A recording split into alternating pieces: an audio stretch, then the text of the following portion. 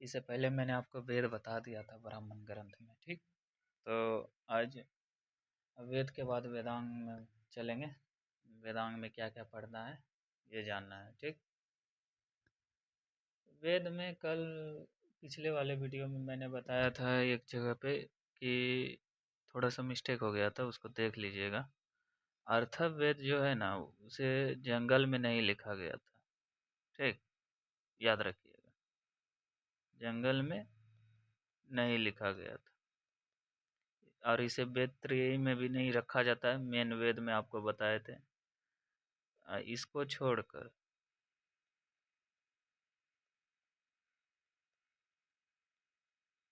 छोड़कर बाकी को जंगल में लिखा गया था। तो इसलिए उन तीनों वेद को आरण्यक कहते हैं, ठीक, याद रखिएगा। चलिए वेद के बाद अब आज वेदांग स्टार्ट करते हैं। ये ब्राह्मण ग्रंथ में आता है। तो वेदांग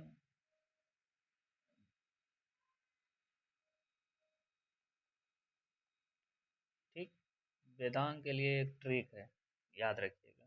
व्याजो निसी कच्छ, एक ट्रिक हो है, मतलब इससे याद हो जाएगा आपको। इसका ट्रिक है, वेदांग टोटल 6 होते हैं। कितना होता है? 6, ठीक। इसमें ट्रिक है व्याजो निसी कच्छ, ठीक। अब देखिए व्याजो निसी कच्छ में आपको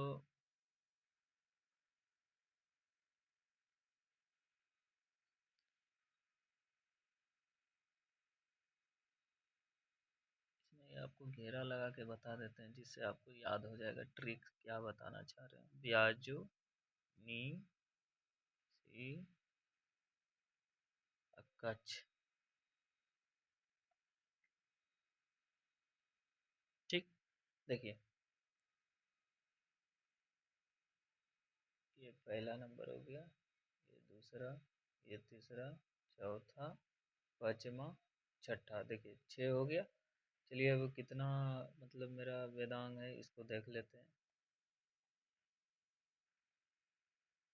ठीक।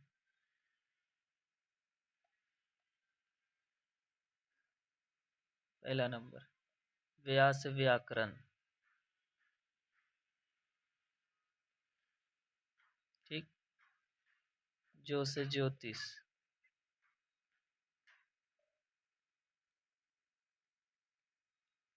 तीसरा नंबर में नी है, नी से निरुक्त,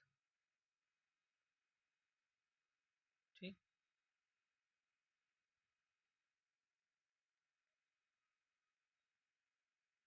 चौथा नंबर पे शिक्षा है, ठीक। पांचवा नंबर पे क है, क से कल्प। ये सब मेरा वेदांग का पार्ट है, ठीक। इसको याद कर लीजिएगा ना, बस इसे ट्रिक से याद कर लीजिए, वो इनफ है।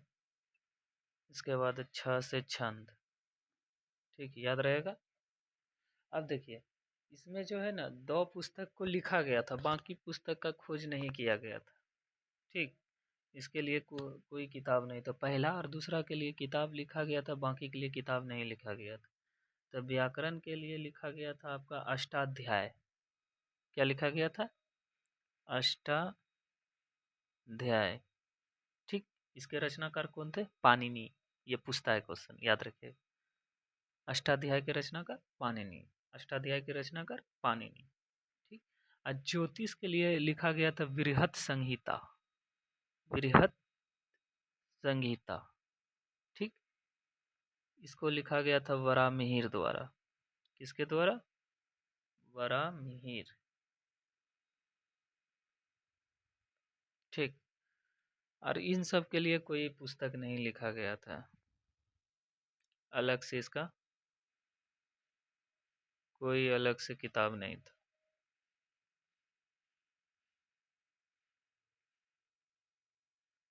ठीक।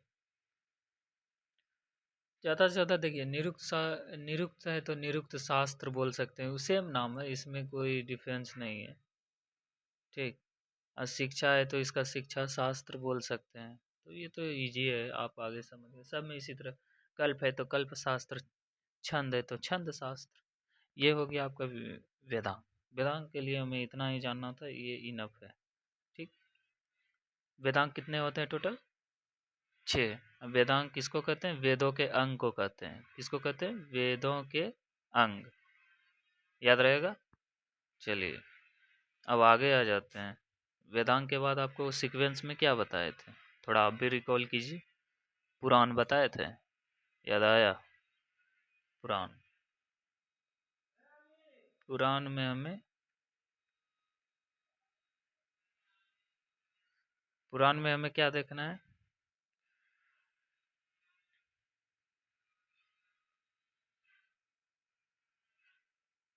अच्छा, पुराण पहले कहते किसको हैं, ये भी तो जानना जरूरी है।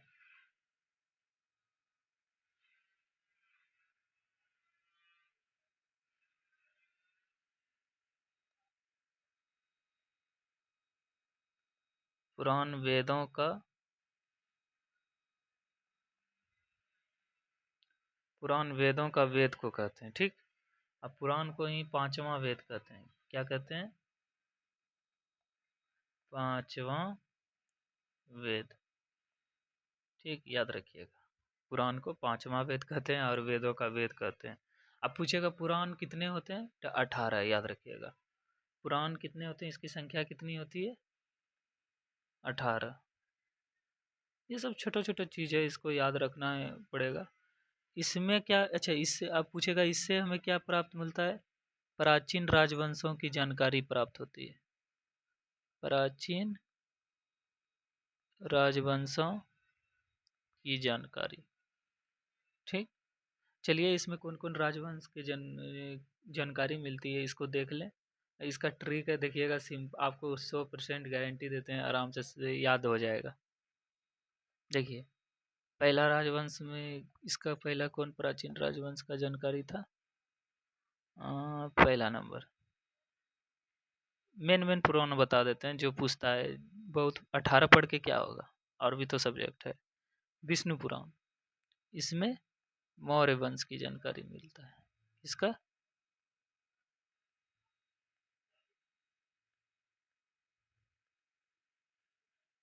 मौर्य वंश की जानकारी। दूसरा नंबर आ जाते हैं वायु पुराण।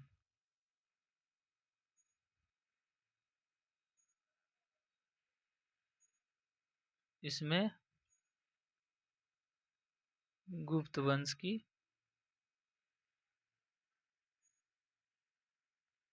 ये थोड़ा लाइन प्रॉब्लम हो जाता है गाइस।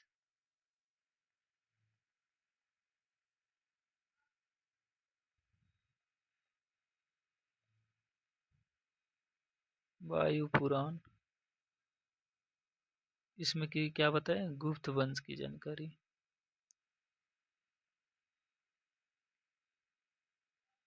ठीक। तीसरा क्या बताएं? मत्स्य पुराण। ठीक। इसमें मिलता है सातवाहन वंश की जानकारी।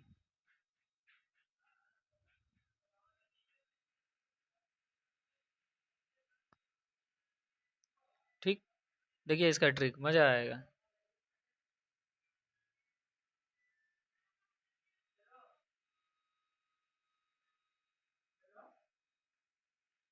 देखिए, विष्णु भगवान के माथा में क्या रहता है? मोर पंख। ठीक। तो मौर्य वंश की जानकारी याद हो गया। वायु क्या होता है? गुप्त होता है। वायु दिखता है, नहीं है ना, गुप्त रहता है ना, तो गुप्त वंश वायु पुराण से। मत्स्य, मछली को कैसे लाया जाता है? वाहन द्वारा। मान के चलिए समुद्र से बहुत सारा मछली निकाला गया, तो उसके लिए कोई वाहन तो होगा ना, तो उसको वाहन द्वारा, तो सातवाहन। ठीक।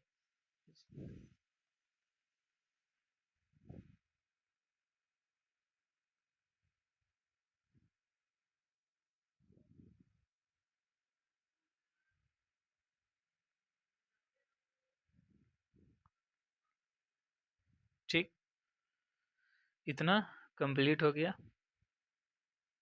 ये मेरा था पुराण। पुराण के लिए ज़्यादा नहीं जानना है, बस इतना ही इनफ है, इससे ज़्यादा आएगा भी। ठीक। तो आपको आगे क्या बताया था, और ब्राह्मण ग्रंथ में याद कीजिए। और कुछ बताए थे। अब आ जाते हैं उपनिषद। क्या आ जाते हैं? उपनिषद।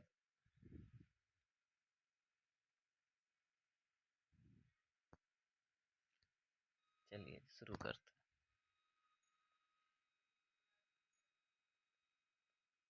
उपनिषद।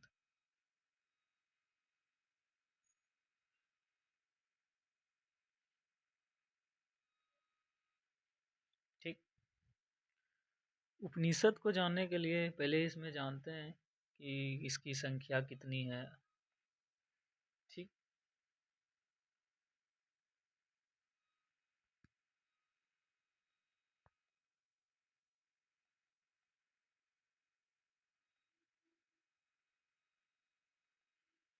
उपनिषद हमारा टोटल इसकी संख्या कितनी है? 108। ठीक। किंतु इसमें 13 उपनिषद को ही मान्यता दिया गया है। कितना?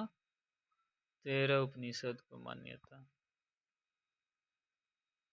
समझ आ गया? 13 उपनिषद को मान्यता दिया गया है।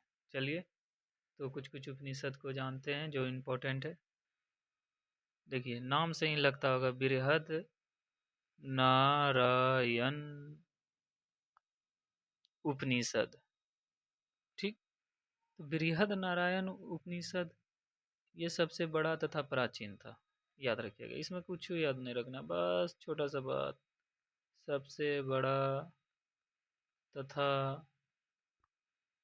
प्राचीन था। कौन बोलेगा उपनिषद में सबसे बड़ा और प्राचीन कौन था? तो बृहद नारायण। देखिए बृहद से बड़ा तो ऐसे याद हो गया, अब बाकी नारायण जी तो बहुत पुराने थे तो प्राचीन। इजी। अब आ जाते हैं कठोप उपनिषद।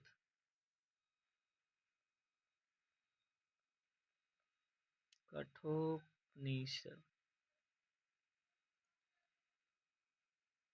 ठीक।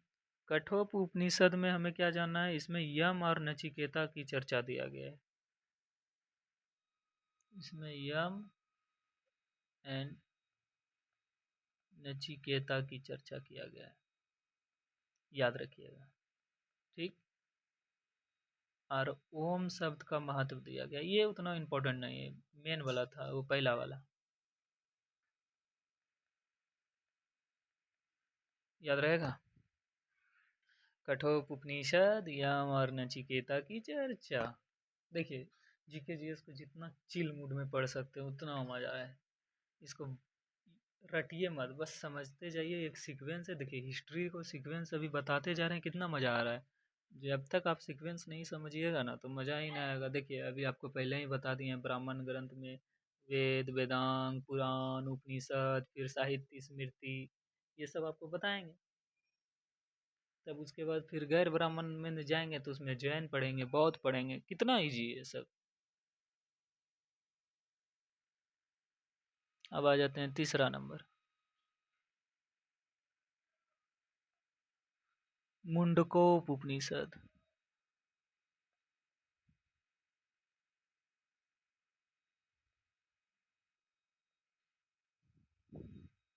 ठीक। मुंडकोप उपनिषद में हमें क्या जानना है? इसमें सत्यमेव जयते की चर्चा है। किसका चर्चा है? सत्यमेव जयते। ये याद हो जाएगा, मुंडकोप उपनिषद।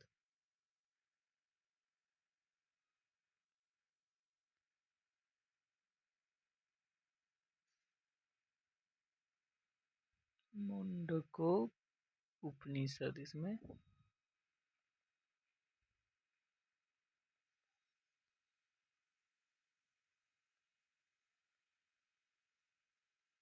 ठीक। मुंडकोप उपनिषद इसमें सत्यमेव जयते की चर्चा है, बस इतने से इसमें याद रखना है, इनफ है। यही सब क्वेश्चन आता है, ज़्यादा यही आएगा। हम ये भी बता देते हैं, यही ज़्यादा आएगा क्योंकि क्वेश्चन पहले का बनाए हैं तो थोड़ा अनुभव है। और एक आ जाते हैं जलोप उपनिषद, चौथा। ये सब इम्पोर्टेंट है, याद कर लीजिए क्योंकि इससे बार बार क्वेश्चन आते हैं। जलोपनिषद 1 से 2 बार पढ़िएगा नहीं याद हो जाएगा, और क्वेश्चन जरूर बनाइएगा। ठीक।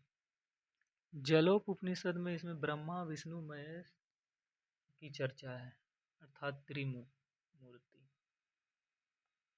ब्रह्मा, विष्णु, महेश की चर्चा, इसको अर्थात त्रिमूर्तिक भी चर्चा बोल सकते हैं क्योंकि तीन भगवान हैं। ये तो लॉजिक वाली बात। ठीक।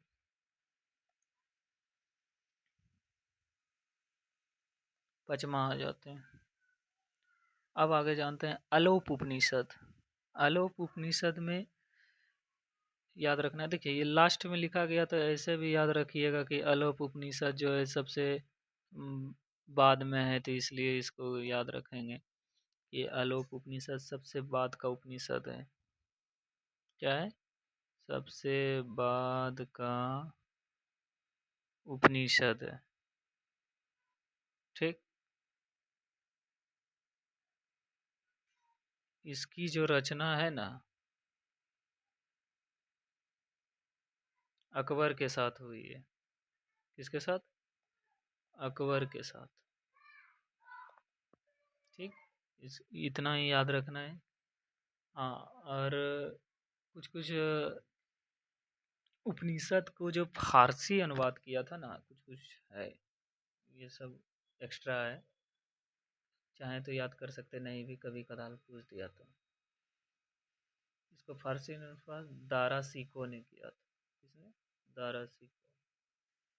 ठीक। और हमें नहीं लगता कि कुछ है इसमें और। चलिए एक और जान लेते हैं।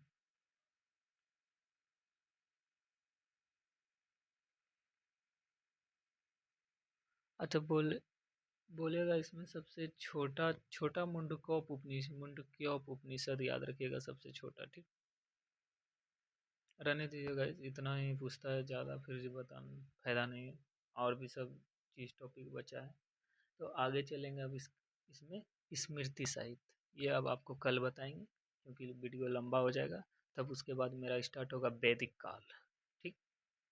तब वैदिक काल के बाद तब फिर जैन बौद्ध पढ़ लेंगे। उसके बाद मेरा स्टार्ट होगा प्राचीन इतिहास। प्राचीन इतिहास में तब फिर चलेंगे वही हर्यक वंश, मगध, ये सब। ठीक। तब फिर मेरा हिस्ट्री धीरे धीरे वाइंड अप की ओर जाएगा। ठीक। Thank you. मस्त रहें, खुश रहें। मिलते हैं कल वाले वीडियो में। ठीक। इतना याद कर लीजिएगा, ज़्यादा हार्ड नहीं है। आपको ट्रिक भी बता दिए, ट्रिक से तो ये ब्याजो निशी कच्छ याद ही हो जाएगा। पुराण वेदों का वेद संख्या 18, ये सब सबका ट्रिक भी बता दिए। इसमें आपको खुद याद कीजिएगा इस, क्योंकि देखिए कुछ कुछ का ट्रिक क्या बताएं, कुछ तो आप अपने से भी याद करना पड़ेगा ना। एक दो बार पढ़िएगा, याद हो जाएगा। ठीक। चलिए ठीक।